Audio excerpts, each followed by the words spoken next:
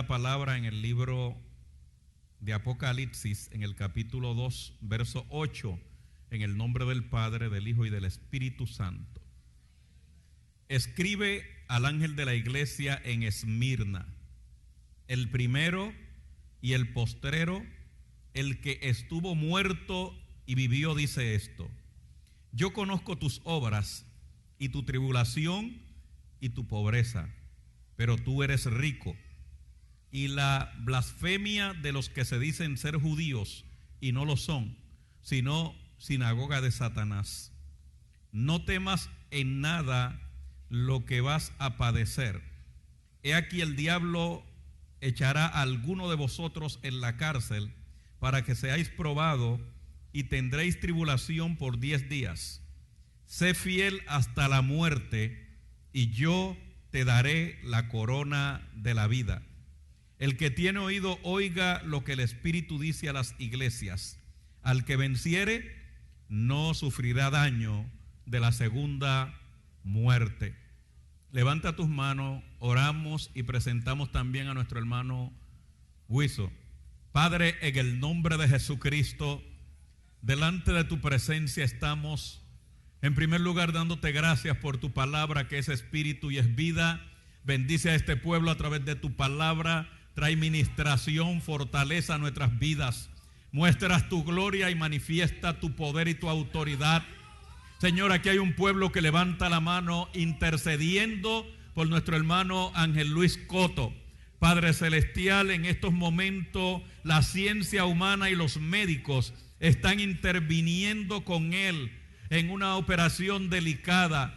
Te pido, Padre celestial, que tú poses tu mano de autoridad, que tú pongas tu mano de salud, que tú pongas tu mano de poder. Señor, ejerce tu dominio sobre todo poder de la naturaleza humana. Muestras tu gloria, manifiesta tu poder. Ten misericordia de él, ten misericordia de su familia. Manifiesta tu poder salvador, sanador, que tus ángeles ministren en favor de él, que tu Espíritu Santo intervenga en la mentalidad de los médicos que están en estos momentos interviniendo con él. En el nombre de Jesucristo proclamamos tu señorío, tu poder. Te pedimos fortaleza y salud para su familia. En el nombre de Jesucristo. Gracias, Señor. Aleluya. Levanta las manos, dale gracias al Señor. Dios es misericordioso. Dios es bueno. Dios es bueno. El Señor es bueno. La misericordia de Dios es para siempre. Aleluya. Pueden sentarse. Gloria al Señor. Aleluya. Gloria a Dios. Procesos. Aleluya. Procesos. La vida es un proceso. Nuestra trayectoria es un proceso. Nuestra educación es un proceso. Nuestra formación es un proceso. Nuestro crecimiento espiritual es un proceso. Nuestro crecimiento emocional es un proceso. Todo el sentido de la palabra, estamos en proceso.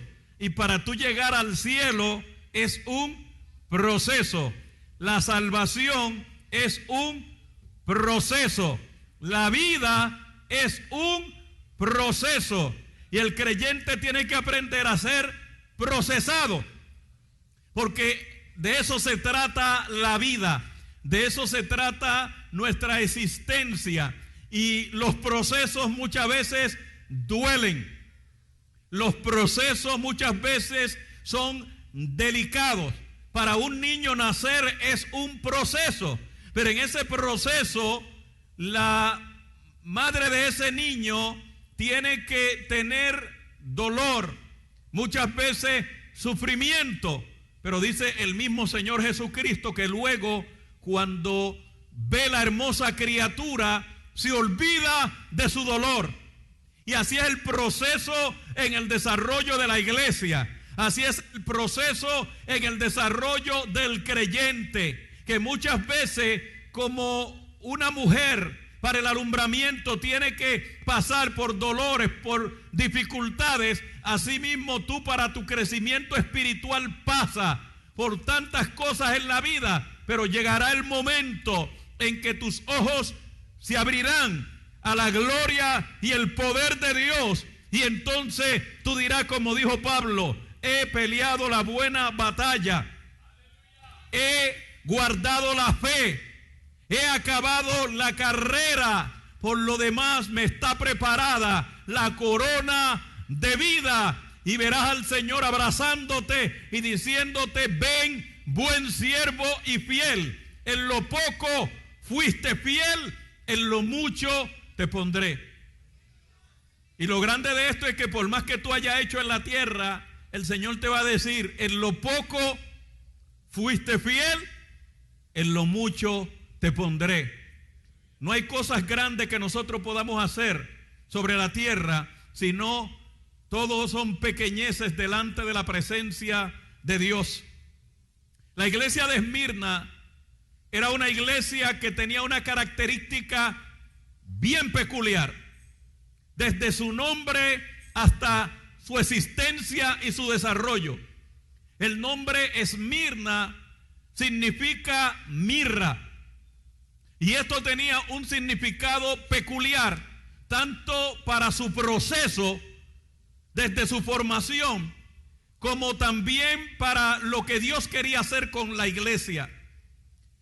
Muchas veces nosotros somos marcados por la historia, marcados por un proceso o marcados por dificultades de la vida, y hasta marcados por un nombre. Sin embargo, esta iglesia de Esmirna, que significaba mirra, y lo que quería decir aparte de eso era sufrimiento. La mirra era una especie que se utilizaba precisamente para medicina y también para embalsamar los muertos. Cuando simbólicamente aquellos hombres del oriente que vinieron a ver a Jesús cuando nació, dentro de los regalos que le traían oro, que tipificaba su divinidad y su reinado, incienso, que tipificaba también su sacerdocio, y mirra, que tipificaba también los procesos que iba a tener que pasar, su muerte expiatoria. Y esta iglesia de Esmirna, que significaba mirra, desde su nombre hasta su trayectoria iba a ser procesada.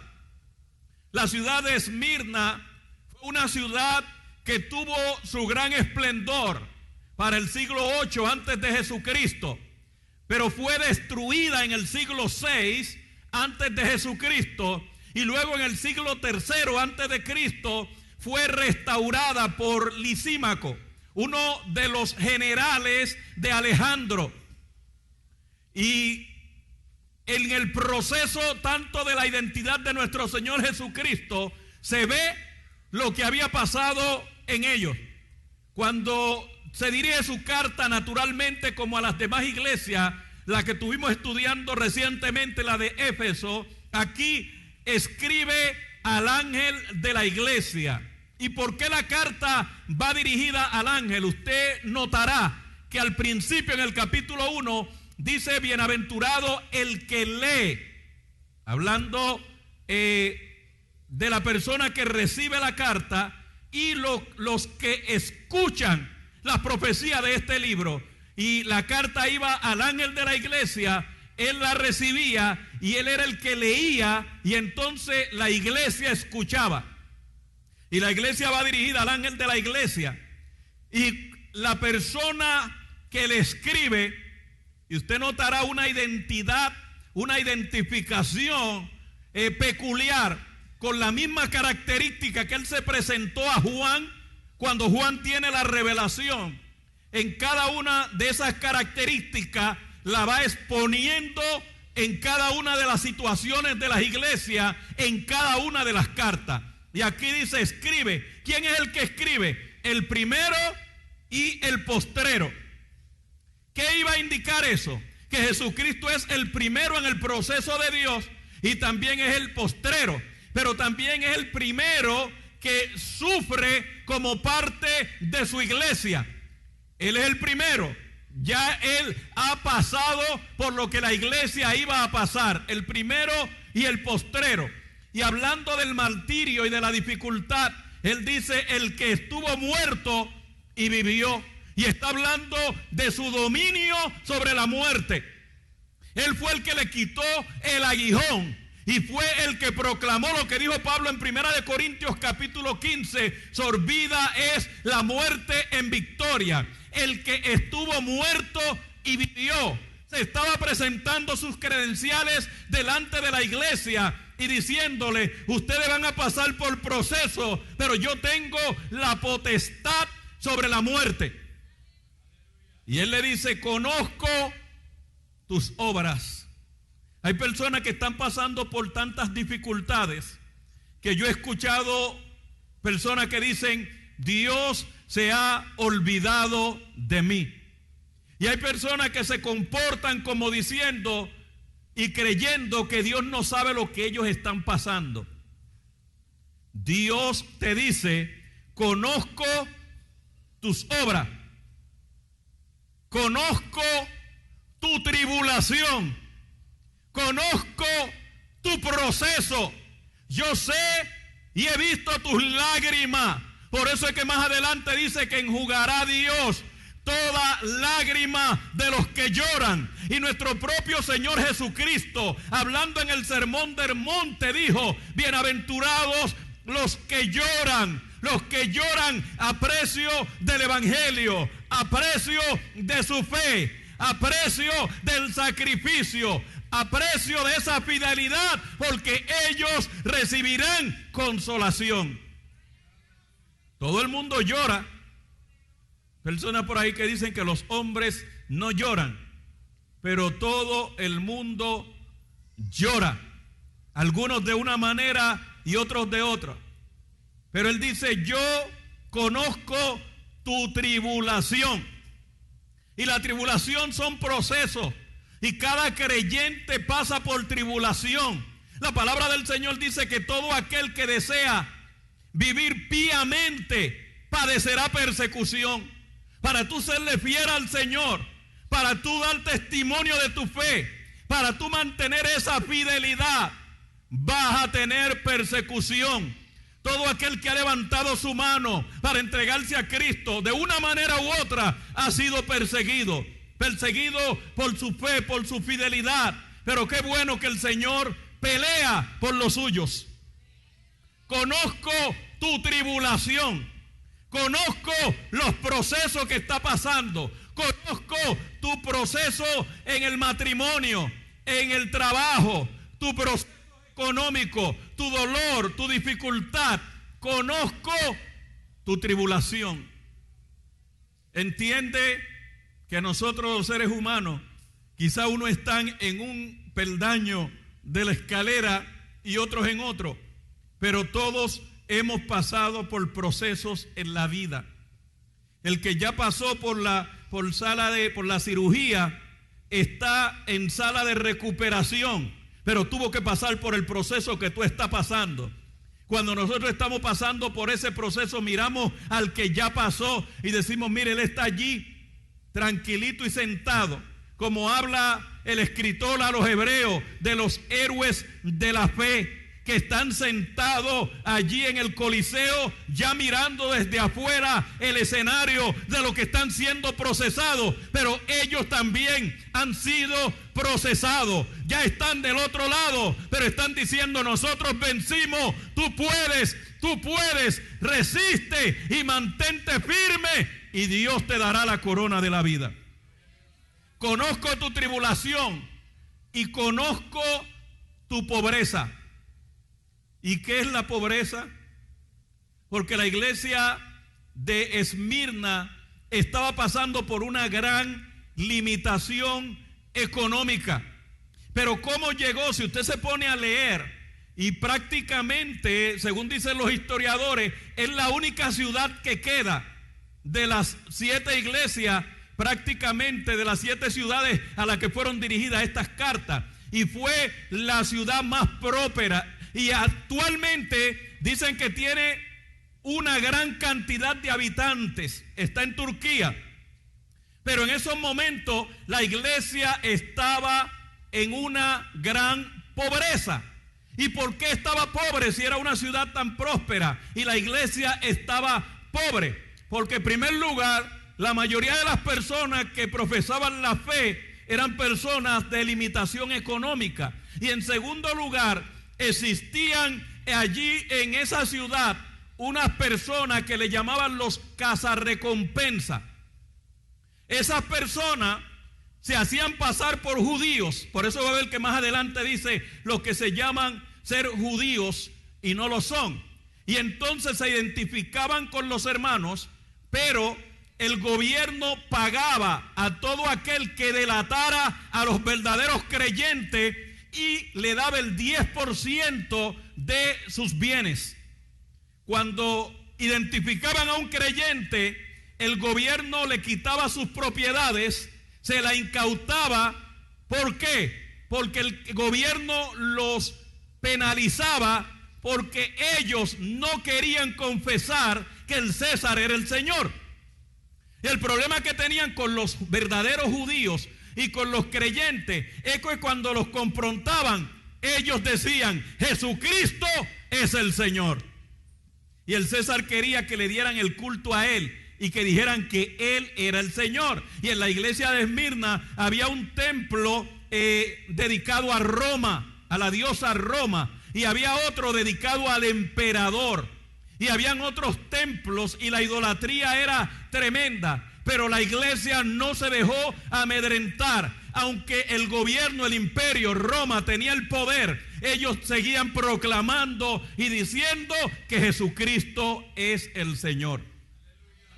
Entonces, a consecuencia de eso, los cazarrecompensas identificaban a los creyentes.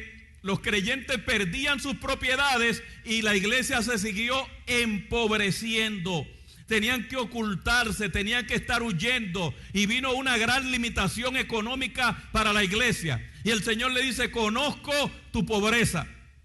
Hay algo relativo cuando en las bienaventuranzas el Señor habla de los pobres en espíritu.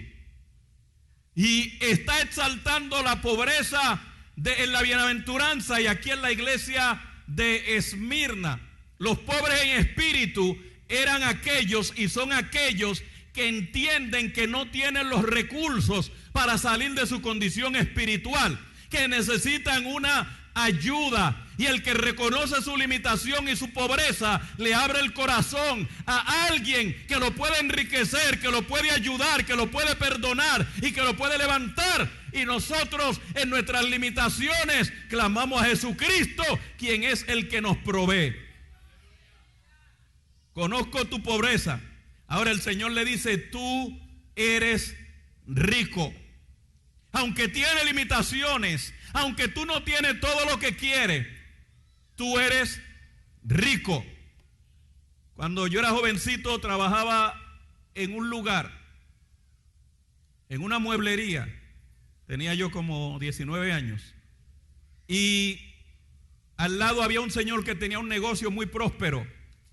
Y un día yo me le acerqué y le dije: oiga, qué bien se ve usted que es propietario de ese negocio. Y me dijo: yo quisiera estar como tú, ser el empleado, porque tengo tanta carga, tanto compromiso, tanta responsabilidad de que a veces me gustaría irme a descansar y no puedo. Y tú, cuando se llega la hora, te vas y haces lo que tienes que hacer. Yo pensé que su riqueza, pero no todos los ricos están felices. En una ocasión estaba yo en una fila esperando y me estaba lamentando por lo lento de la fila, y había un señor inglés delante de mí y yo comencé a decir: si yo fuera rico no tuviera que estar aquí en esta fila. Y el Señor me miró y me dijo: los ricos también lloran. Y yo dije: Dios guarde. Así es que como quieres un lío. Él supuestamente tenía dinero y me miró y me dijo: los ricos también lloran. Y yo dije: pues bien. Conozco tu tribulación y tu pobreza, pero tú eres rico. Fíjese que más adelante, cuando estemos estudiando la iglesia de la Odisea, usted va a ver las cosas invertidas. La iglesia de la Odisea decía: soy rico, me he enriquecido y de ninguna cosa tengo necesidad. Y Dios le dice: eres miserable, pobre, ciego y desnudo. Sin embargo, la iglesia de Esmirna, Dios le dice: conozco tu pobreza, pero yo he derramado la riqueza del reino sobre ti. He derramado los dones del Espíritu sobre ti. He derramado mi poder, mi autoridad, mi gloria sobre ti. Y qué bueno cuando nosotros, muchas veces, aunque tengamos limitaciones económicas, pero somos libres. El Señor nos ha dado la riqueza del reino y podemos levantar manos santas al Dios Todopoderoso y adorar a Dios con libertad. Quizás se comió una tortillita con frijoles, pero se nutrió y está contento. Y un cafecito como el que yo me tomo, pero está contento, pero está adorando al Señor. Pero en esta mañana ha sentido la presencia del Espíritu Santo, pero está con su familia y puede estar en las casas del Señor levantando mano y adorando al que vive por los siglos de los siglos. Conozco tu pobreza, pero yo te he evaluado y veo que tú eres rico. Porque me tienes a mí, te dice el Señor, porque tiene mi gracia, porque tiene mi gloria, porque tiene mi poder, porque tiene la salvación. Yo te digo que tú eres rico. Y qué grande es que el mejor tesoro que podemos tener es tener a Cristo en nuestros corazones. Y dice: no temas en nada lo que va a padecer. Oiga esto: no temas en nada lo que va a padecer. Primero dice: y conozco la blasfemia de lo que se llaman ser judíos, y no lo son, sino que son sinagoga de Satanás. Porque había sinagoga de Cristo y había sinagoga de Satanás. ¿Qué era una sinagoga? Era donde se congregaban ellos para discutir la ley, los días de reposo. Era el sitio de congregarse. Entonces eran sinagoga de Satanás, porque ¿quién era el que estaba adentro? Satanás. Lo que eran sinagoga de Cristo, ¿quién era el que estaba adentro? Cristo. ¿Quién es el que está dentro de la iglesia? Cristo. ¿Quiénes eran los que se llamaban ser judíos y no lo son? Los que se infiltraban para identificar y delatar a los verdaderos creyentes. Eso eran lo que se llamaban ser judíos y no lo son. Eso eran los cazarrecompensa. Cuenta una historia de cuando estaba detrás de la cortina de hierro, que estaba impedido en toda aquella área predicar el evangelio, que un día se metió un grupo de hombres armados dentro de una pequeña iglesia oculta, y cuando llegaron, ellos apuntaron con metralladora y le dijeron: ¿quiénes son los verdaderos cristianos aquí? Porque venimos a matar los verdaderos cristianos. Y hubo un grupo que se puso de pies y dijeron: todos los que son verdaderamente cristianos, váyanse a aquel lado, y los que no son verdaderamente cristianos pueden irse. Y dice que un grupo se levantó y se fue. Y cuando ellos vieron, le preguntaron al grupo: ¿ustedes son verdaderamente cristianos? ¿Están dispuestos a morir por su fe? Y ellos dijeron: sí, somos cristianos y estamos dispuestos a morir por nuestra fe. Entonces ellos cerraron la puerta. Y cuando cerraron la puerta le dijeron: nosotros también somos cristianos, pero queríamos estar seguros que todo lo que tuvieran aquí sean gente verdaderamente cristiana. Así que bienvenido, hermanos, Dios le bendiga. Y los que no eran verdaderamente cristianos se fueron como alma que se la lleva el Cristo de la gloria. Los que se llaman ser judíos y no lo son, son sinagoga de Satanás. Le dice: no temas en nada lo que va a padecer. El diablo echará a alguno de vosotros en la cárcel para que seáis probados, y tendréis tribulaciones por 10 días. Le está hablando el término 10 días, lo que significa directamente es que la tribulación iba a ser breve, que no iba a ser algo transitorio, aunque muchas personas atribuyen a los 10 días a los 10 emperadores que se dedicaron a perseguir la iglesia. Pero tómelo como usted quiera, ninguna de las dos cosas tiene problema para nuestra interpretación. Sean los 10 emperadores o la brevedad del tiempo, lo importante es que el Señor le estaba diciendo que todo lo que iban a pasar en su proceso iba a ser pasajero. Pero dice, sé fiel hasta la muerte y yo te daré la corona de la vida. Si hay algo que el Señor requiere de nosotros es fidelidad. Y es tan difícil ser fiel, pero el Señor le requiere a cada creyente ser fiel hasta la muerte. ¿Por qué el Señor le estaba diciendo así? Porque una gran persecución iba a venir sobre la iglesia, porque tenían que pasar por un proceso doloroso y grande. Y algunos, oiga bien, cuando le vienen las pruebas, quieren dejar el evangelio. Cuando se le muere el familiar, cuando tienen que enfrentar una enfermedad, cuando pasan por un problema matrimonial, cuando pasan por diferentes dificultades, quieren dejar la fe. Y el Señor te dice, sé fiel hasta la muerte. Aprende a resistir el proceso. Si aprende a resistir, Él dice, yo te daré la corona, no de laurel que tenían los deportistas, sino la corona de la vida. Si permanece fiel, un día el Señor abrirá los brazos en la eternidad y te dirá, ven buen siervo y fiel. Tiene que pasar por el proceso. Si eres fiel, si aprende a permanecer, es como el que entra a la universidad, pero se encuentra muy duro al segundo semestre y deja los estudios. El que entra a la escuela y dice, no puedo porque tengo limitaciones. No, permanece, pasa tu proceso y un día te vas a graduar, vas a pasar de grado y obtendrás la recompensa. Sé fiel hasta la muerte y yo te daré la corona de la vida. El que tiene oído, oiga lo que el Espíritu dice a las iglesias. Al que venciere, no sufrirá daño de la segunda muerte. Pero solamente es al que venciere. El que se deje vencer va a padecer daño de la segunda muerte. ¿Y cuál es el daño de la segunda muerte? La muerte eterna, la perdición.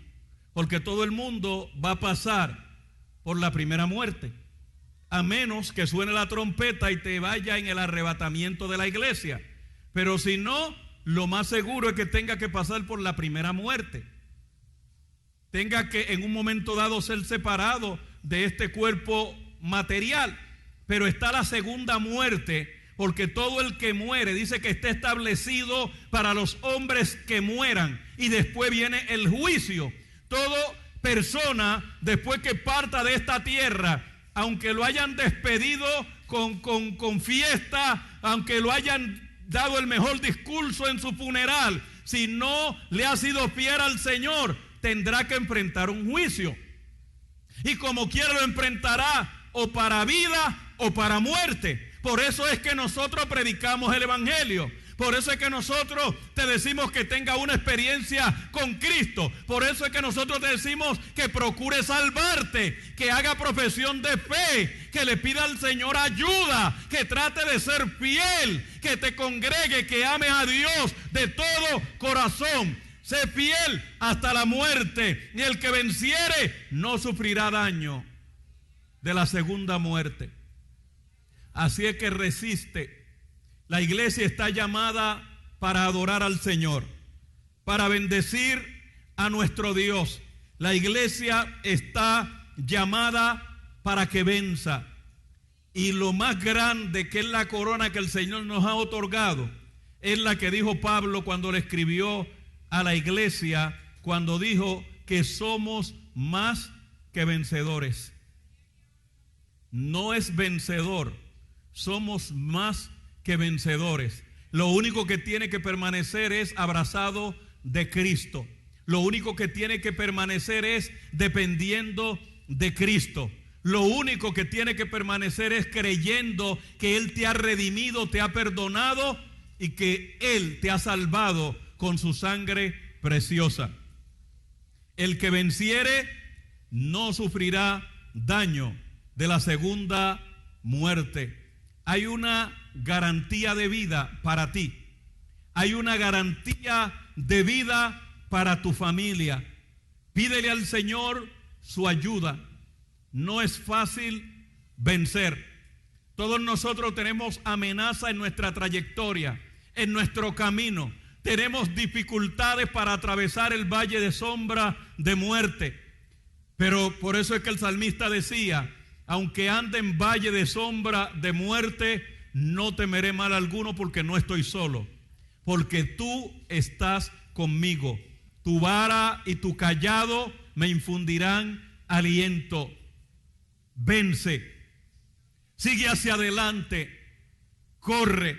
Cuando estamos en una competencia, muchas veces nos faltan las fuerzas, no podemos llegar, pero qué bueno cuando recibimos el apoyo para nosotros poder seguir hacia adelante.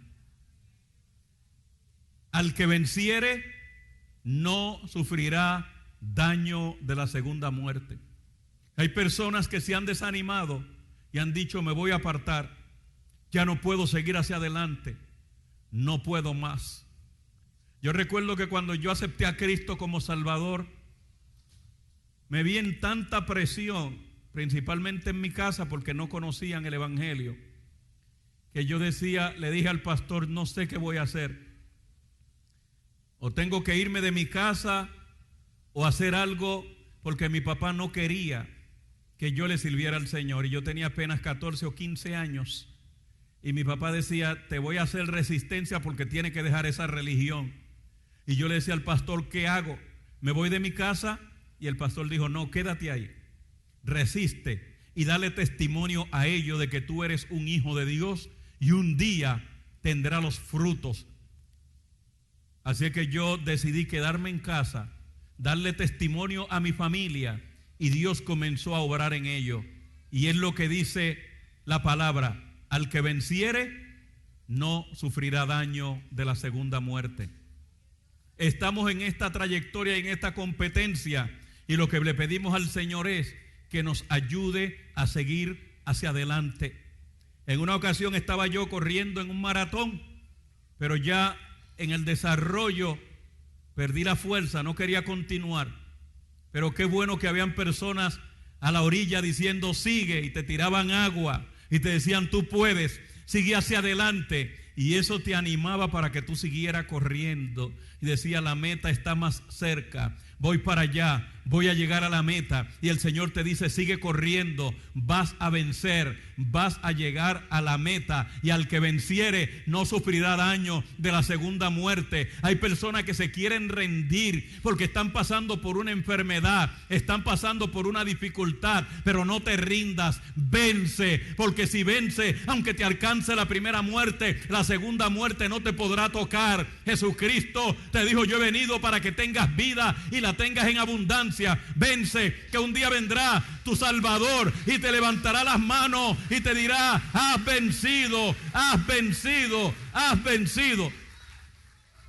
Has peleado con Dios y con los hombres y has vencido. Hay proceso, resiste. Dios tiene una corona de vida. Hay problemas, todo el mundo tiene problemas, pero la diferencia es que Dios está contigo en tu tormenta, en tus problemas, en tus dificultades. El que venciere no sufrirá daño de la segunda muerte. Él te dará la corona de vida. Entiende que Dios tiene un plan y un propósito contigo.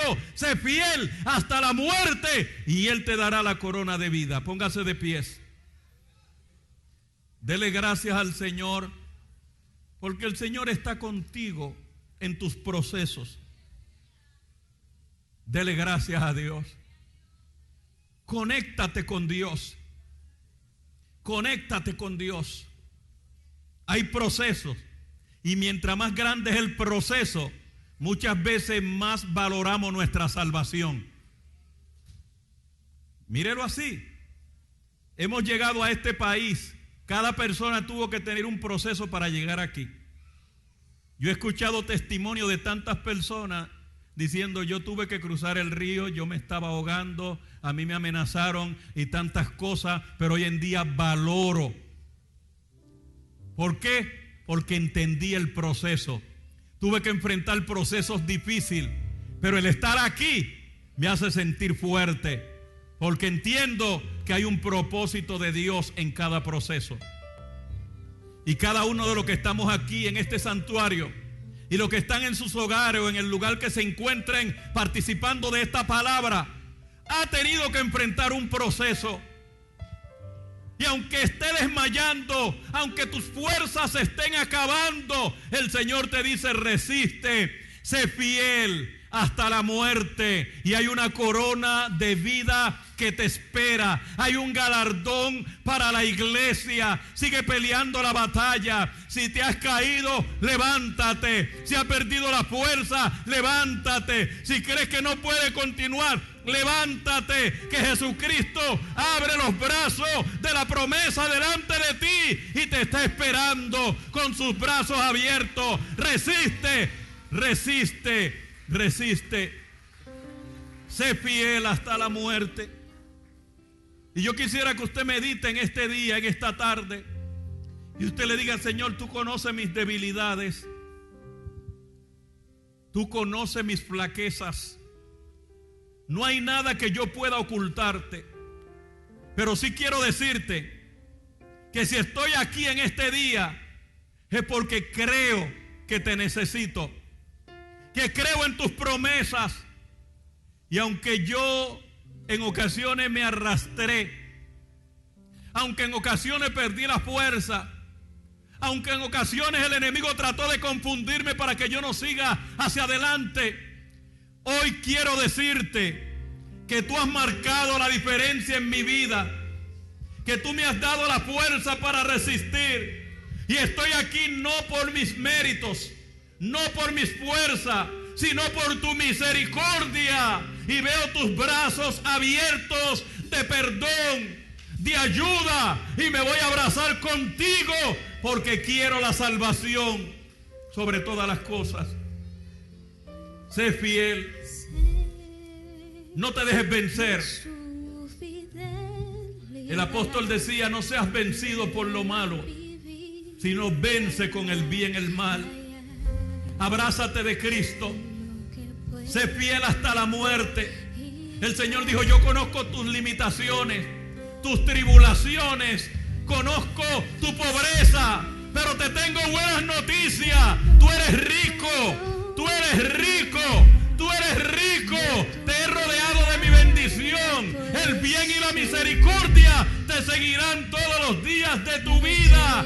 Yo estoy proveyendo para tus limitaciones y tu necesidad.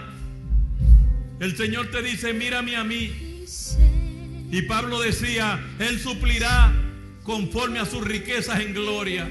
Él ha derramado de sus bondades para ti. Sé fiel hasta la muerte. Vence, no por tus fuerzas. Hay un campeón que pelea por ti. Hay un campeón que te defiende. Y tú piensas que has sido derrotado. Te digo que no. Jesucristo está peleando con el infierno por tu alma, por tu salvación. Resiste, resiste y abrázate de Cristo. Serás libre. Tendrás la vida eterna. Sé fiel hasta la muerte. Yo quiero que usted cierre sus ojos y con todo el corazón se abrace de Cristo. Dígale: Señor, conoce mi pobreza. Tú conoces mi tribulación. Tú conoces lo que yo estoy viviendo. Tú sabes que quiero salir de este laberinto, de este hoyo donde yo me encuentro. Pero solamente tú puedes poner mis pies sobre peña. Solamente tú puedes enderezar mis pasos. Solamente tú puedes poner un cántico nuevo en mis labios. Te necesito. No tengo los recursos. Tú conoces mi pobreza. Tú solamente me puedes enriquecer me puedes redimir, me puedes salvar, me puedes levantar. En el nombre de Jesucristo, dile: me entrego de todo corazón a tu grandeza, a tu poderío, a tu autoridad. Tú todo lo puedes hacer. Ayúdame contra el pecado. Ayúdame contra la tentación. Ayúdame y dame vida. Quiero ser libre. En el nombre de Jesucristo. Amén.